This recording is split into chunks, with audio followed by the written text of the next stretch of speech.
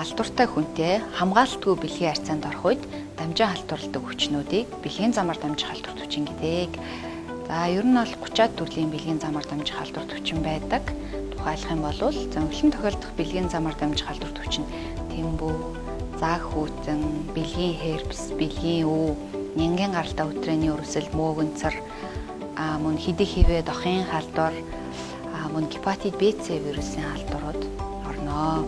Бэлгийн замаар дамжих халдварын үед одоо ямар шинж тэмдэглэх вэ гэхээр бэлэг эрэхт нь орчим одоо улайх, хавгнах, бэлэг эрэхт нь орчим заахтнах, хорсох, бэлэг эрэхтэн дээр одоо шарах, цэврүү гарч болно.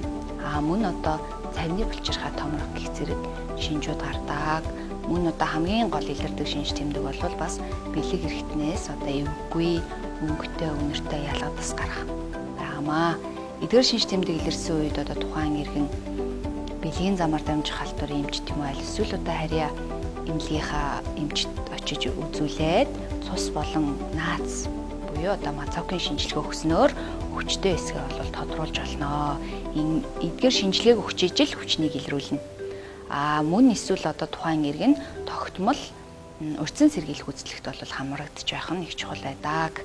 Өвдснийг нэмчлэе, өвдөөгүйг нь урьдчилан сэргийлье. Эрүүл амьдарцгаая.